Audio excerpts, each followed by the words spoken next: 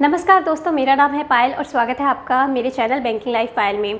दोस्तों, आज मैं आपके साथ अपनी जर्नी शेयर करने जा रही हूँ कि मैंने IBPS PO कैसे क्लियर किया और बैंक ऑफ इंडिया में मेरा कैसे सिलेक्शन हुआ। ठीक है, उससे पहले एक सवाल आता होगा आप सबके माइंड में कि क्या SBI PO क्लियर करना या IBPS PO क्लियर करना फर्स्ट अटैम्प्ट में, क्या ये सच में पॉसिबल है? जी हाँ गाइस, बिल्कुल पॉसिबल है, बट ये तब पॉसिबल है अगर आपकी स्ट्रेटजी और आपकी गाइडेंस सही रही हो। ठीक है, अगर आप गलत सोर्सेज से पढ़ेंगे आपकी स्ट्रेटजी गलत होगी। आप चाहे हार्ड वर्क कर रहे हैं, ठीक है, लेकिन गलत डायरेक्शन में हार्ड वर्क कर रहे हैं, ठीक है, आपकी स्ट्रेटजी गलत है, तो जाहिर सी बात है आपका सिलेक्शन नहीं हो पाएगा। तो ये आप लोग कहते हैं कि नहीं, ये लक पे डिपेंड करता है, बिकॉज 25 लाख लोग पेपर दे रहे हैं, 20 लाख लोग पेपर दे रहे हैं, ठीक है, SBI का इतने सारे बच्चे पेपर फॉर्म फिल करते हैं, तो ये लक की बात हो जाती है कि आपका सिलेक्शन मतलब 3 महीने में हो रहा है या 2 साल में हो रहा है या 6 साल में हो रहा है। ठीक है, ऐसा बिल्कुल नहीं है। ये बिल्कुल 95% ये आपकी स्ट्रेटजी के ऊपर है, आपके हार्डवर्क और आपके स्मार्ट वर्क के ऊपर है। बाकी का जो बचा 5% वो लक के ऊपर हो सकता है। क्यों? क्योंकि कभी कभी ऐसा हो जाता है कि हम कितना मर्जी एफ़र्ट डाल दें, कभी पेपर ऐसा हो जाता है या कभी सिचुएशन ऐसी आ जाती है कि आपका पेपर ख़राब हो गया, आपकी हेल्थ ख़राब हो गई, तो उससे आप लक की कैटेगरी में डाल सकते हैं कि हाँ, मेरा लक ख़राब था इसलिए मेरा पेपर नहीं क्लियर हुआ। ठीक है, बट आप लक को नहीं कोस सकते हर बार इस एग्ज़ाम में। ठीक है, तो चलिए शुरुआत करते हैं मेरी जर्नी से। मेरा एग्ज़ाम दोस्तों पहली बारी में क्लियर नहीं हुआ, मतलब मेरा सिलेक्शन फर्स्ट अटैम्प्ट में क्लियर नहीं हुआ है। ये IBPS का अगर आप कहें तो ये मेरा सेकंड अटैम्प्ट था। ठीक है, SBI PO मेंस मैंने फर्स्ट अटैम्प्ट में क्लियर किया था। चलिए डिटेल में बात करते हैं। तो सबसे पहले मैंने प्रिपरेशन कब स्टार्ट करी? मैंने प्रिपरेशन स्टार्ट करी थी मार्च 2018 में। आप ये मान के चलिए 1 मार्च 2018 से मैंने प्रिपरेशन स्टार्ट करी। उससे पहले मैं जनपेक्ट इंडिया प्राइवेट लिमिटेड में जॉब करती थी और मैंने कोचिंग लेने की कोशिश करी जॉब के साथ, बट ऐसा हुआ कि जॉब के साथ मैं कोचिंग अपनी कंप्लीट नहीं कर पाई। कभी टाइमिंग की इशू हो जाती थी, कभी नींद पूरी नहीं हो पाती थी। ठीक है, ऑफिस का भी वर्क प्रेशर रहता था और वो कोचिंग सेंटर भी अच्छा नहीं था। पेस अकेडमी था कोचिंग सेंटर का नाम। मतलब मेरी काफ़ी फ़ीस भी बर्बाद हुई। मैंने SSC की और बैंकिंग की दोनों की फ़ीस इकट्ठे भर दी थी। वैसे मेरा इंटरेस्ट नहीं था SSC में, बट पैकेज अच्छा मिल रहा था, ऑफ़र अच्छा मिल रहा था। 2-3 थाउजेंड का फ़र्क था। 2-3 थाउजेंड एक्स्ट्रा भरने पे मुझे दोनों का मिल रहा था, तो मैंने सोचा चलो ठीक है, ट्राई करते हैं। उस टाइम मुझे इतनी नॉलेज नहीं थी SSC में कि आप साल में मतलब एक ही पेपर दे सकते हैं SSC में, और बैंकिंग में काफ़ी सारे एग्ज़ाम दे सकते हैं। ठीक है, और कोचिंग सेंटर में जाके आप मानेंगे वहाँ पे क्यूब रूट कैसे सिखाया जा रहा है। जैसे हमें 8th क्लास में या 10th क्लास में सिखाया जाता था ना कि एक पेपर ले लिया, ठीक है, उसको सॉल्व करवा रहे हैं स्क्वायर रूट बना के कि पॉइंट में ऐसे ऐसे ऐसे से निकलता है। लाइक अराउंड 10 मिनट्स तो आपको उस क्यूब रूट निकालने में लग रहे हैं। तो आप मान के चलिए आप 20 मिनट में 35 क्वेश्चन मैथ्स में कैसे अटैम्प्ट करेंगे। ठीक है, तो उससे ही मुझे पता लग गया कि नहीं, यहाँ पे कोचिंग लेना टाइम ख़राब करने वाली बात है। मेरे पैसे गए, इट्स ओके, बट मेरा टाइम ख़राब नहीं हुआ। ठीक है, उसकी बजाय मैंने खुद से क्लासेस कुछ डाउनलोड करनी स्टार्ट करी, बट मैंने देखा कि जॉब के साथ नहीं हो पा रहा है, तो मैंने जॉब छोड़ी अपनी 1 साल बाद अराउंड नवंबर में। और उसके बाद कुछ टाइम गैप के बाद मेरी फिर तबीयत ख़राब हो गई। फैब में मैंने फॉर्म भरा, मुझे प्रिपरेशन भी स्टार्ट करनी थी सिंडिकेट बैंक का, बट मैं एग्ज़ाम दे नहीं पाई क्योंकि मेरी तबीयत बहुत ज़्यादा ख़राब थी और फीवर था। डिटेल में मैं उसमें बात नहीं करूँगी। तो उसके बाद प्रॉपर जब मेरी प्रिपरेशन स्टार्ट हुई, जब मेरी तबीयत भी ठीक हो गई, मेरी जॉब भी छूट गई, तो मतलब छोड़ दी मैंने स्टडी के लिए, बैंकिंग के लिए, क्योंकि कंपटीशन बहुत ज़्यादा है, ये तो मुझे पता था। ठीक है, तो इसलिए मैंने जॉब छोड़ दी। और उस टाइम फाइनेंशियल हालत घर की ठीक थी, तो मैंने सोचा कि चलो पेरेंट्स सपोर्ट कर रहे हैं तो कर सकते हैं, ठीक है, बिना जॉब के आप स्टडीज़। तो और बिगनिंग भी थी, ज़्यादा टाइम देना था, तो मैंने 1 मार्च 2018 से अपनी प्रिपरेशन स्टार्ट करी। सबसे पहले मैंने क्या की मिस्टेक, पहले मैं मिस्टेक्स की बात करूँगी। मैंने ख़रीदी नॉर्मन लुइस बुक।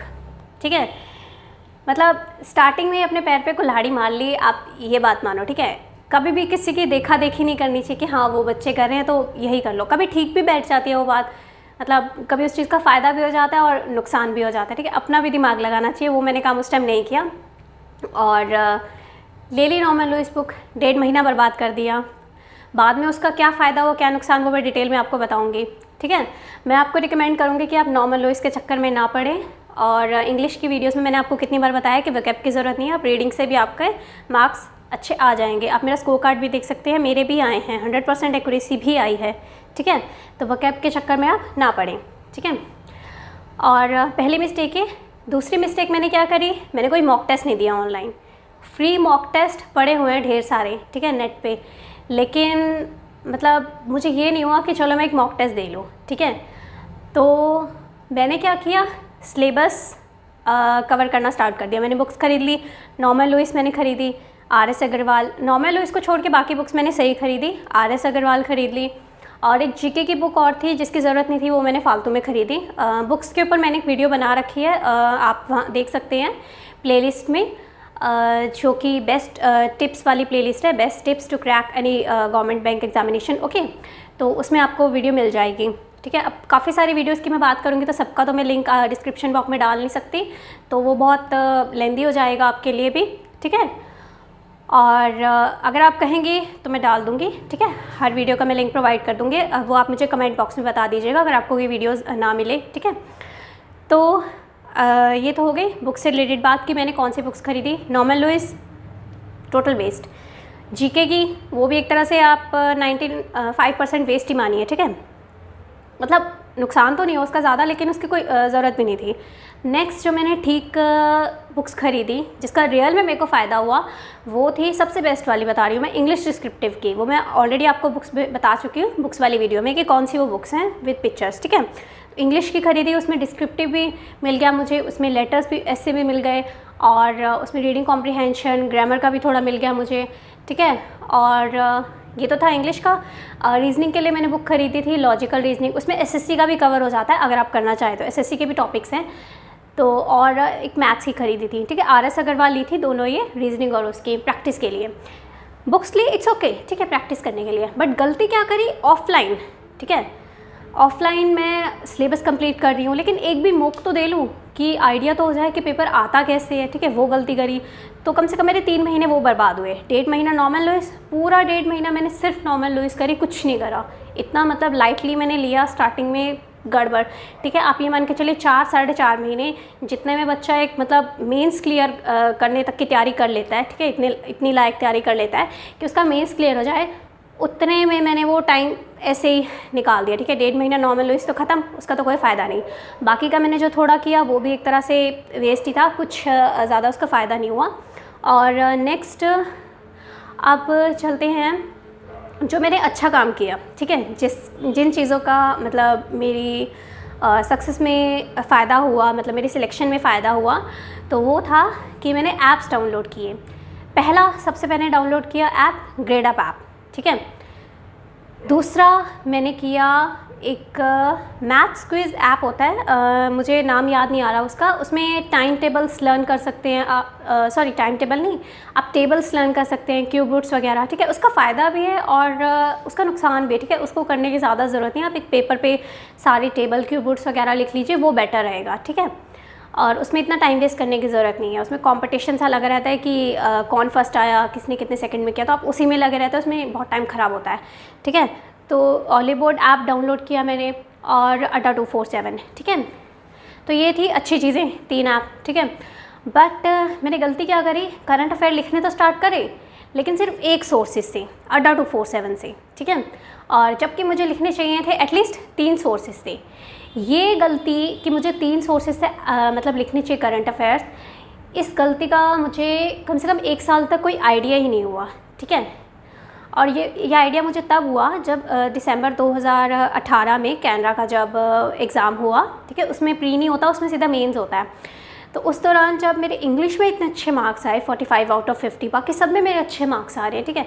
और जीके में 50 में से 23, और अटैम्प्ट में कितने कर पाई, मेरे पास टाइम भी है, ठीक है, मैं अटैम्प्ट सिर्फ 27 कर पाई, एक्यूरेसी मेरी सही रही, लेकिन मतलब मैं प्रिपेयर करके गई हूँ पूरे करंट अफेयर 6 मंथ के, और मुझे क्वेश्चंस मिल नहीं रहे, ऐसे लग रहा है पता नहीं कहाँ से आए हैं, मतलब कोई आउट ऑफ सिलेबस आए हैं ऐसे लग रहा था। बट गलती मेरी थी कि एक सोर्सेज से जब आप करते हैं तो वो कुछ ना कुछ न्यूज़ मिस हो जाती है, ठीक है। तो उसके बाद मुझे याद नहीं, मुझे किसी वीडियो से पता लगा, किसी बच्चे की स्ट्रेटजी से। उस टाइम में ना उन्होंने सिर्फ ये बताया कि 2-3 सोर्सेज फॉलो कीजिए, तो मैंने फॉर द सेक अब की बार क्या किया, मैंने 2 की जगह 3 फॉलो कर लिए, ठीक है। पहले 1 करती थी, उन्होंने 2 बोले, मैंने 3 कर लिए और वो और बेटर रहा। और सोर्सेज कौन से करने हैं वो मेरे अपना सिलेक्शन था, मतलब मेरी अपनी चॉइस थी कि मुझे अड्डा तो करना ही है, अड्डा 247, उसके अलावा ग्रेडअप और ऑलीवुड भी करना ही है, क्योंकि ये तीनों मुझे काफ़ी अच्छे प्लेटफॉर्म लगे, काफ़ी सालों से पढ़ा रहे हैं, ठीक है। आप इनके सब्सक्राइबर भी देख सकते हैं, आप इनके वीडियोस भी देख सकते हैं, ठीक है। इनकी रीच भी काफ़ी ज़्यादा है कैंडिडेट्स में, ठीक है। तो दैट्स वाई मैंने इन तीनों को फॉलो किया और इससे मुझे काफ़ी अच्छे रिज़ल्ट मिले। आप देख सकते हैं मेरा आरबीआई ग्रेड बी प्री में भी काफ़ी अच्छे मार्क्स आए हैं इनकी वजह से। और जीके में मतलब काफ़ी मेरा जीके कवर हो गया था, ठीक है, इन्हीं ऐप से ही कवर हो गया था, मुझे और कुछ करने की ज़रूरत नहीं पड़ी, आईएएस विज़न वगैरह भी करने की ज़रूरत नहीं पड़ी, ठीक है। तो काफ़ी मेरा सिलेबस कवर हो गया था। ये थी जीके की बात, ठीक है, स्ट्रेटजी अगर आप पूछना चाहें तो। बाकी इसमें मैंने डिटेल में भी इसके रिगार्डिंग वीडियो बना रखी है, लाइव सेशन लिया हुआ है जीके का, तो आप वहाँ से जाके देख सकते हैं, ठीक है। तो ये जीके का कंप्लीट बता दिया मैंने, डिटेल में वीडियो उसका मैं लिंक डाल दूँगी जीके वाले का, ठीक है, ताकि आपको जीके में कोई दिक्कत ना है, वो मैंने डिटेल में बता रखा है। वो थोड़ा इंग्लिश में है, अगर आपको इंग्लिश में ये दिक्कत है तो आप मुझे बता दीजिएगा, मैं हिंदी में भी बता दूँगी, ठीक है। दूसरा नेक्स्ट बात करते हैं कि मैंने एग्ज़ाम्स कौन से दिए। सबसे पहले मैंने एग्ज़ाम दिया सिंडिकेट का, तो मैं दे नहीं पाई, ठीक है, मेरी तबीयत ख़राब थी और तैयारी भी नहीं कर रखी थी उस टाइम, और मैं सिर्फ इसलिए देना चाहती थी कि एक बार आइडिया हो जाए एग्ज़ाम का, बट वो भी किस्मत में नहीं था। तो सबसे पहला एग्ज़ाम मैंने दिया था बैंक ऑफ इंडिया का। बैंक ऑफ इंडिया का एक क्रेडिट ऑफिसर का एग्ज़ाम था, तो उस टाइम मुझे कोई आइडिया नहीं था, सीधा मेंस ही था उसमें। बहुत खुश थी मैं, ठीक है, कि मैं 90 क्वेश्चंस करके आई हूँ 100 में से। और जब क्लियर नहीं हुआ, कट ऑफ 50 गई, और जब क्लियर नहीं हुआ तब पता लगा कि एक्यूरेसी कितनी मैटर करती है, ठीक है। वहाँ पे थोड़ा सिलेबस डिफरेंट था, वो एफएम वगैरह का था, तो वो आपके मतलब की चीज़ नहीं है। तो नेक्स्ट मैंने क्लर्क का कभी कोई फॉर्म नहीं भरा, बिकॉज मेरे पेरेंट्स ने कहा कि तुमने एमबीए कर रखी है, तुमने सीए आईपीसीसी कर रखी है, उसके बाद तुम क्लर्क की नौकरी करोगी, ठीक है, और अभी तुम्हारे पास टाइम भी है, वाई शुड, मतलब तुम ट्राई क्यों नहीं करती कि एक बार पीओ कर लो, अगर नहीं हुआ इनकेस तो तुम क्लर्क का फॉर्म भर लेना, एक बार 1-2 साल ट्राई करके देख लो, ठीक है। बट वो गलती आप मत कीजिएगा, आप क्लर्क का फॉर्म ज़रूर भरिएगा, ठीक है। उसकी वजह से भी मेरा सिलेक्शन काफ़ी डिले हुआ है, ठीक है। और नेक्स्ट उस चीज़ का फ़ायदा भी है, नुकसान भी है। मेरे केस में फ़ायदा ही हुआ, क्योंकि अगर मैं क्लर्क का भर लेती तो मेरे माइंड में होता कि पीओ एग्ज़ाम देने के टाइम पे कि हाँ, अगर पीओ का पेपर अच्छा नहीं गया तो चलो ठीक है, क्लर्क तो है ही, क्लर्क निकाल लेंगे। बट माइंड में जब होता है ना कि नहीं, आपके पास कुछ नहीं है, ये लास्ट है, मतलब और कोई चारा नहीं है, लास्ट चांस है, यही करना है, अगर यही नहीं किया तो साल ख़राब, ठीक है। तो वो मेरे माइंड में आ गया था, इसीलिए मतलब मेरा नेक्स्ट ईयर 2019 में एसपीआई पीओ मेंस भी क्लियर हुआ और आईबीपीएस पीओ, क्योंकि मुझे पता था मेरे पास कोई ऑप्शन नहीं है, ठीक है। बट आप ऐसा मत कीजिएगा, वो सबकी अपनी पर्सनल चॉइस हो जाती है। इसमें आप कह सकते हैं कि कभी कभी लक थोड़ा सा 5% मैटर कर जाता है, कि किस्मत अच्छी रह जाती है कि मतलब सिचुएशन ठीक रह गई। कई बार क्या होता है, तबीयत ख़राब हो गई, कुछ हो गया, मेरे साथ हुआ था 2018 में भी ऐसा। तो पहला जो मैंने पेपर दिया था वो दिया था फिर बैंक ऑफ इंडिया के बाद, जो प्रॉपर बैंक का पेपर दिया था वो दिया था आईबीपीएस पी 2018 में, आईबीपीएस पीओ का 2018 में, हाँ जी। तो उस दौरान प्री तो मेरा क्लियर हो गया, ठीक है, फर्स्ट टाइम में, क्योंकि फर्स्ट टाइम क्या मतलब 6 महीने तो हो चुके थे तैयारी करते करते। एसपीआई का मैंने फॉर्म नहीं भरा था उस टाइम, मुझे ये था कि मेरी तैयारी तो है नहीं ऑलरेडी, मतलब फालतू में फॉर्म भरने वाली बात है, ठीक है। और एसपीआई का मुझे लगता था पेपर भी काफ़ी टफ आता है। तो फिर मैंने जो आईबीपीएस का किया, उसके उस दौरान मैंने टेस्ट सीरीज़ ख़रीदी। मैं उस टेस्ट सीरीज़ का नाम नहीं लूँगी, आपको पता है रीज़न क्यों, कई बच्चों को पता है जिन्होंने मेरी पुरानी वीडियोस देखी है। प्री मेरा क्लियर हो गया, ठीक है, मेंस क्लियर नहीं हुआ, ठीक है। ऑलीवुड टेस्ट सीरीज़ नहीं खरीदी, महंगी लग रही थी बहुत ज़्यादा, ठीक है। तो रीजनिंग में मतलब काफ़ी अच्छे मार्क्स आ रहे थे मॉक में, बट रियलिटी में जब पेपर देखा तो तोते उड़ गए तब लगा यार ये क्या आ गया, मतलब पढ़ के क्या गए थे और ये तो दूर दूर तक कोई नाता ही नहीं, इतना मतलब डिफरेंस लगा कि जैसे एक ABCD होती है ना और एक बीकॉम फाइनल एग्ज़ाम, इतना डिफरेंस लगा, ठीक है। तो आप मान सकते हैं कि कितना मतलब टफ़ रहा होगा। और वो पेपर था भी बहुत टफ़, मतलब बैंकिंग हिस्ट्री का सबसे टफ़ पेपर आया था आईबीपीएस पीओ 2018 का मेंस, ठीक है। मैथ सेक्शन क्लियर हो गया था, इंग्लिश क्लियर हो गया था, जीके भी हो गया था। इंग्लिश में अच्छे मार्क्स आए थे, 26 अराउंड आए थे, और जीके में थोड़े आए थे क्योंकि मैंने आपको बताया जीके में एक सोर्स से करी थी, तो मेरे 14.5 ऐसे कुछ आए थे। एक्यूरेसी बहुत गंदी गई थी, मैंने 32 क्वेश्चन अटैम्प्ट करे थे, 36 और 14.5 मार्क्स आए मेरे, तो बहुत एक्यूरेसी ख़राब गई थी मेरी। इंग्लिश ठीक गए थे, इंग्लिश में मैंने 24 अटैम्प्ट किए थे, मेरे 26.5 ऐसे समथिंग आए थे, कुछ 2 नंबर के थे, कुछ 1 नंबर के क्वेश्चन थे, ठीक है। क्वेश्चन मैंने 24 अटैम्प्ट किए थे, मार्क्स मेरे 26.5 अराउंड आए थे। मैथ्स में मेरे 6.5 मार्क्स आए थे, कट ऑफ अराउंड 4 थी, और रीजनिंग में मेरे आए 5.5, और आई थिंक कट ऑफ जब की थी 10 मार्क्स, ठीक है। और 21 क्वेश्चन मैंने अटैम्प्ट करे थे रीजनिंग में, और मैं कट ऑफ भी क्लियर नहीं कर पाई, और जो कि मेरा सबसे स्ट्रॉन्ग सेक्शन था, मतलब मॉक्स में मेरे अच्छे मार्क्स आ रहे थे प्री में भी, तो वो मेरा क्लियर नहीं हो पाया, ठीक है।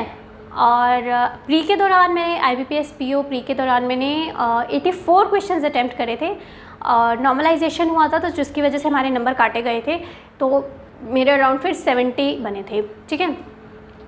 तो ये तो हो गई IBPS PO की बात। उसके बाद मैंने एग्ज़ामिनेशन कैनरा का दिया। कैनरा में वही सिर्फ जीके की वजह से रह गई। हुआ क्या, कट ऑफ थी 130.5, मेरे आए 127.5 अराउंड। 3 नंबर जो थे वो सिर्फ जीके की वजह से। जीके में बच्चों ने 40+ भी स्कोर किए, ठीक है। मतलब मेरे कट ऑफ से काफ़ी 20 नंबर ज़्यादा भी आ सकते थे अगर मेरा जीके अच्छा होता, क्योंकि बाकी सब में मैं मतलब ज़रूरत से ज़्यादा ही नंबर लेके आ रही थी। 45 आउट ऑफ इंग्लिश लेके आ रही हूँ, रीजनिंग में भी अच्छे आ रहे थे, ठीक है। तो काफ़ी थे, मतलब इससे ज़्यादा मेरे लिए लाना पॉसिबल था भी नहीं इम्प्रूवमेंट, और जीके में इम्प्रूवमेंट का स्कोप था, तो इसलिए मैंने जीके का मैंने चेक किया कि जीके में कहाँ गलती हो रही है मुझसे। तब जब मुझे पता लगा, 1 महीना लगा मुझे फिर भी पता करने में, ठीक है। तो अगर ये चीज़ें मैं आपको बता रही हूँ ना गाइस, इनको बातों को लिटरली मजाक मत लीजिएगा, ठीक है। मतलब आप एक तरह से अपने आप को लकी मानिए कि आपको सारी चीज़ें, आपको पता है क्या, आपको पका पकाया खाना मिल रहा है, आपको बस खाना है, मेहनत करनी है और सिलेक्शन लेना है। अगर आप दिल से नीयत के साथ सीरियस होकर करेंगे ना, तो आपका पक्का गारंटी आपका 6 महीने, मैक्सिमम 6 महीने है, उससे कम टाइम में भी आपका सिलेक्शन हो सकता है। क्यों? क्योंकि आपको ऑलरेडी मेरी सारी मिस्टेक्स पता है, ठीक है। आपको सब कुछ मैं बता रही हूँ कि क्या गलतियाँ मैंने करी, ठीक है, किन वजह से मेरा टाइम ख़राब हुआ, जो आपको नहीं करनी। अगर आप अच्छे से रिलीजियसली फॉलो करेंगे, ठीक है, आप और भी चीज़ें फॉलो करके देख लीजिए, वो आपकी मर्ज़ी है। मैं ये नहीं कहती कि आप मेरे अलावा किसी और चीज़ को फॉलो कीजिए मत, लेकिन एटलीस्ट जो मैं बता रही हूँ उसको एक बार प्लीज़ एक चांस दीजिए, फॉलो ज़रूर कीजिए। अगर आपको बेनिफिट नहीं मिलता तो आप मुझे बताइएगा, और आप एटलीस्ट एक बार ट्राई तो कीजिए, ठीक है। एक बार ट्रस्ट करेंगे तभी तो आपको रिजल्ट मिलेगा ना। आप इन चीज़ों को फॉलो कीजिएगा जो मैं आपको बता रही हूँ बातें, ठीक है, कि 3 सोर्सेज जीके करनी है, ताकि आपका इसी साल IBPS PO एक जॉब तो एटलीस्ट आपको पक्का मिल ही जाएगी, बैंकिंग की, क्लर्क, PO या कोई भी हो, आपको एक तो मिल ही जाएगी, ठीक है। अगर PO नहीं लगी, PO लगेगी, बाकी अगर नहीं लगेगी, बिकॉज कंपटीशन बहुत ज़्यादा होता जा रहा है, तो क्लर्क तो लग ही जाएगी। मतलब एक जॉब तो आपकी पक्की हो ही जाएगी इस साल, ठीक है, अगर आप अच्छे से फॉलो करेंगे रिलीजियसली। तो कहाँ थी मैं, कैनरा में। कैनरा नहीं हुआ जीके की वजह से। जीके का मैंने आपको बता दिया क्या गलती थी और आपको क्या करना है ताकि आप वो गलती ना दोहराएं। तो इस तरह से मेरे कम से कम 9 मंथ्स तो ऐसे निकल गए, ठीक है, मार्च से लेके जनवरी तक। उसके बाद मैंने NICL का दिया। NICL का मेरा प्री नहीं हुआ, मेरे 72.5 समथिंग आया। मैंने इंश्योरेंस का भी पेपर दिया था, तो उसमें मेरा मैथ्स बहुत वीक था, और मैंने अटेम्प्ट्स भी काफ़ी कम करे थे। 35 आउट ऑफ 35 उस टाइम मेरे रीजनिंग में नहीं होते थे, तो मैंने वो भी चीज़ इम्प्रूव करी। फिर मतलब सारी गलतियाँ जितनी थी ना, कि मॉक्स नहीं देना, ठीक है, नॉर्मल लुइस करना, और एक और गलती मैं करती थी, वो थी ग्रामर की ना। मैं अड्डा 247 की, मैं ये नहीं कहती कि उनकी क्लासेस अच्छी नहीं है, बहुत अच्छी है, अच्छे से पढ़ाते हैं, लेकिन इतना डिटेल में जाना वो हमारे लिए ज़रूरी नहीं है, ठीक है। आप उनकी क्लासेस देखिए, लेकिन आप सिर्फ समरी, आप क्या कीजिए, आप उनके नोट्स बना लीजिए। अगर मैम सेंटेंसेस के बारे में पढ़ा रही हैं, ठीक है, इंग्लिश वाले एक मैम है उनके, अगर आप प्रेजेंट टेंस वगैरह टेंसेस के बारे में पढ़ा रही हैं, तो आप इतना डिटेल में मत जाइए टेंसेस में। आप बेसिक कर लीजिए कि हाँ, प्रेजेंट टेंस में ये लगता है, प्रेजेंट कंटिन्यूस में ये लगता है, परफेक्ट में ये लगता है, ऐसे, ठीक है। और ये उनके लिए है, उन बच्चों के लिए जो बच्चे बुक्स खरीदना अफोर्ड नहीं कर सकते, ठीक है। जो अफोर्ड कर सकते हैं वो डिस्क्रिप्टिव की जो मैंने बुक बताई है आप लोगों को, SP बख्शी आई थिंक, हाँ, मैंने बुक बता रखी है आपको, उसमें बुक्स वाली वीडियो में आप देख लीजिएगा। इंग्लिश की उसमें सब कुछ है, उसमें ग्रामर भी है, डिस्क्रिप्टिव भी है। बेसिकली नाम डिस्क्रिप्टिव होता है, बट उसमें है सब कुछ। ग्रामर तो बहुत अच्छे से एक चैप्टर है विद एग्जाम्पल, और बेसिक में ही समझाया गया है। अगर आप वो बुक अफोर्ड कर सकते हैं तो आपका टाइम बच जाएगा, आप अभी से उस बुक को फॉलो कर लीजिए। आप वो गलती मत दोहराइएगा कि आप डिटेल में जाइए, ठीक है, वो बहुत टाइम ख़राब हो जाता है। मैंने इतना डिटेल में मैं गई ग्रामर में, और एक एक लिटरली जो मैम बता रही है ना, एक एक चीज़ नोट कर रही हूँ, पूरी बुक भर ली मैंने। और बाद में पता लगा इसको पढ़ के क्या करूँगी, पढ़ रही हूँ, फिर 2 दिन बाद फिर भूल रही हूँ। एक कैंडिडेट का और मेरे पास कमेंट आया था वीडियो पे कि मैम हम ग्रामर के रूल्स कर रहे हैं फिर भूल रहे हैं। सेम मेरे साथ होता था, ठीक है, तो ये सबके साथ होता है, आपके साथ अकेले के साथ नहीं होता, ठीक है, तो वो गलती मत कीजिएगा। और बाकी मैंने डिटेल में इंग्लिश की स्ट्रेटजी, मैथ्स की, रीजनिंग की और जीके की सबकी बता रखी है। और इन चारों वीडियोस का मैं लिंक बेसिकली दे दूँगी, ये चारों बहुत इंपॉर्टेंट है, ठीक है, मैंने डिटेल में बता रखा है, क्योंकि इस वीडियो में सारा डिटेल में कवर करना बहुत मुश्किल हो जाएगा। एक एक पॉइंट मैंने बता रखा है उसमें, ठीक है, चारों सब्जेक्ट का। नेक्स्ट है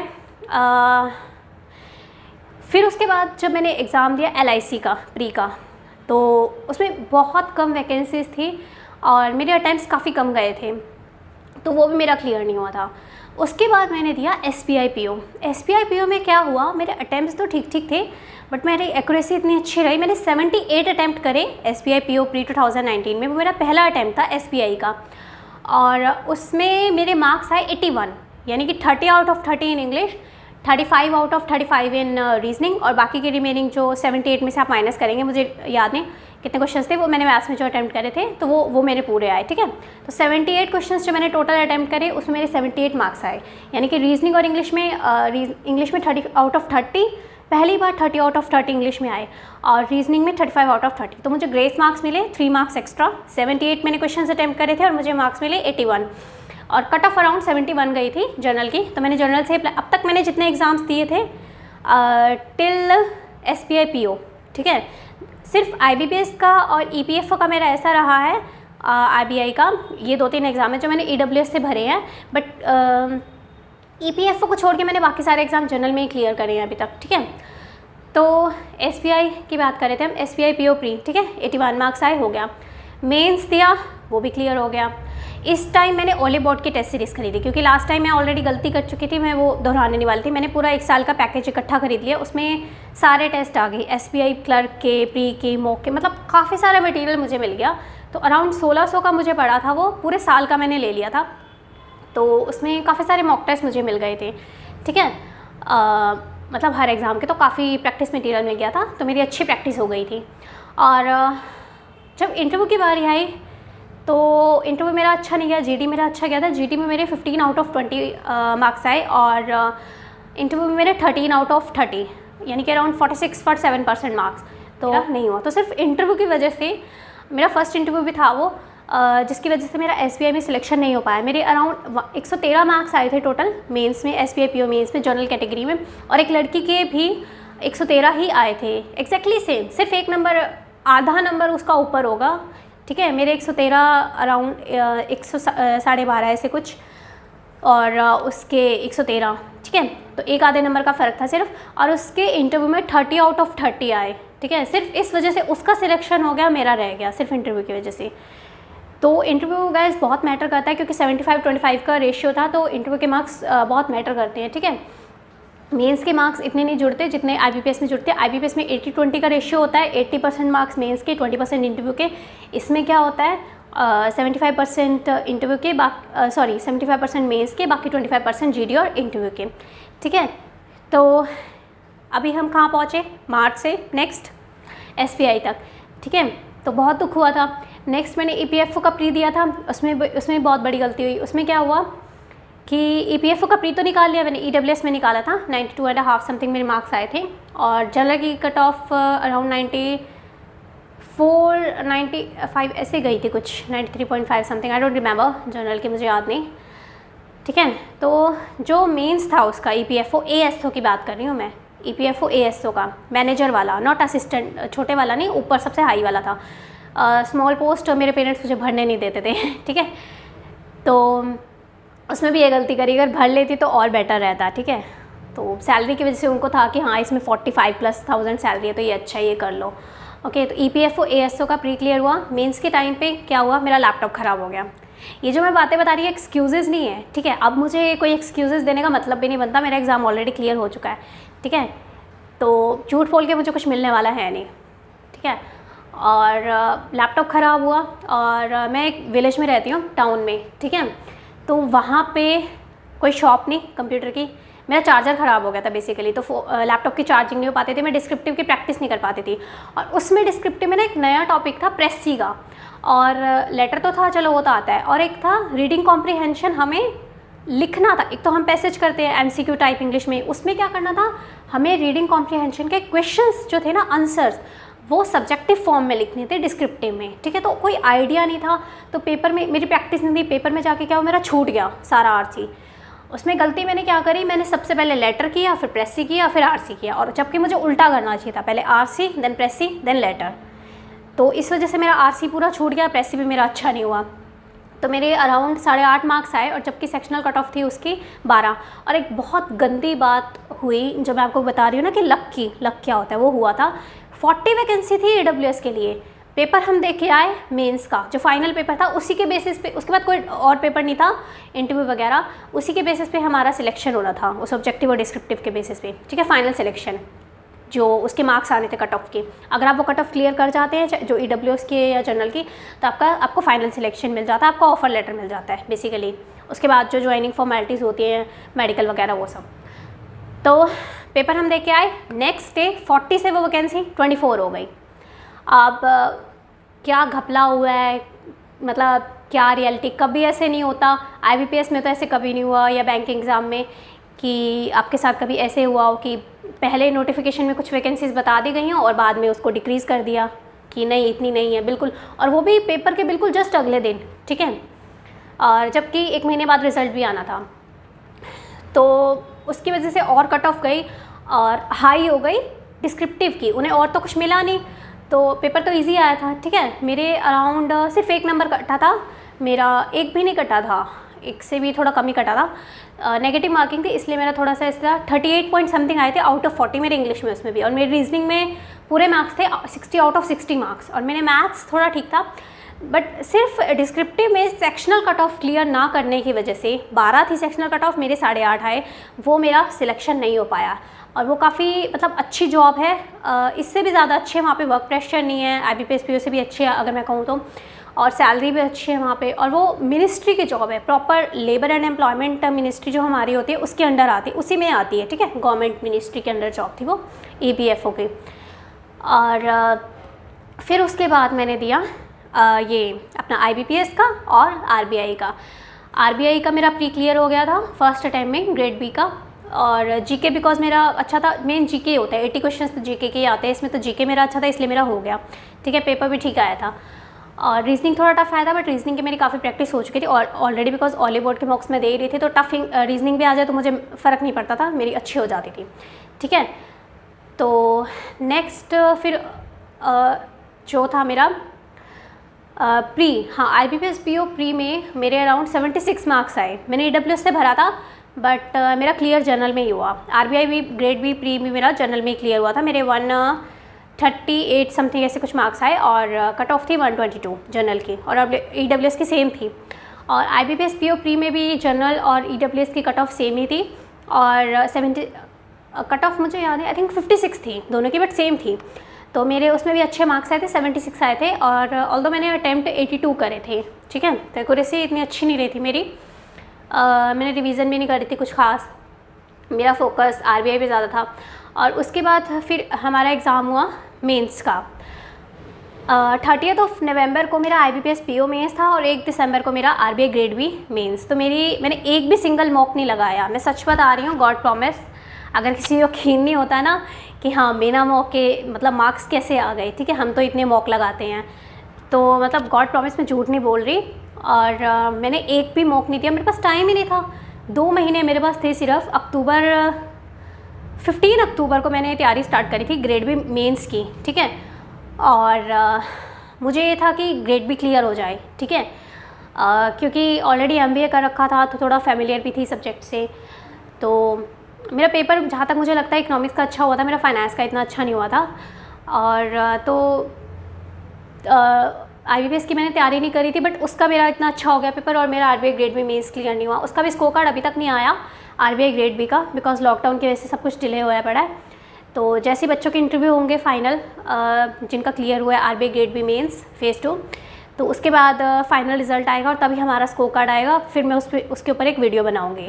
प्री के ऊपर मैं ऑलरेडी वीडियो बना चुकी हूँ, आरबीआई ग्रेड बी प्री के ऊपर, मेंस के ऊपर भी मैं बना दूंगी, ठीक है, कि आप वो गलती ना करें अगर आप आरबीआई ग्रेड बी की प्रिपरेशन कर रहे हैं तो फिर आईबीपीएस का मैं ऑलरेडी आपको स्कोर कार्ड शेयर कर चुकी हूँ। उसके बाद मेरा 1 फ़रवरी को फिर इंटरव्यू हुआ और इंटरव्यू काफ़ी अच्छा गया था और काफ़ी मैंने बहुत प्रिपरेशन करके गई थी। मैं अब की बार एसबीआई के टाइम पे मैं इतनी नहीं करके गई थी और बहुत अच्छे से, मतलब कुछ भी नहीं छोड़ा था। बेसिकली मैं उस टाइम, मेरा आरबीआई का रिज़ल्ट नहीं आया था ग्रेड बी का, तो मैं ये मान के चल रही थी कि मेरा RBI grade B mains clear हो जाएगा, मेरे अटेम्प्ट्स अच्छे थे। तो मैं आरबीआई ग्रेड बी इंटरव्यू की तैयारी कर रही थी। तो अगर आप आरबीआई ग्रेड बी के इंटरव्यू की तैयारी करें तो ऑटोमेटिकली मतलब आपकी आईबीपीएस पीओ इंटरव्यू की तैयारी तो हो ही जाती है, बेसिक सी बात है, उसमें इतना कुछ होता है तो वो ये तो कवर हो ही जाएगा ना। तो अलग से मैंने कुछ तैयारी नहीं करी, तो मैं आरबीआई ग्रेड बी के इंटरव्यू की तैयारी करी, वही मेरा सारा कवर हो गया।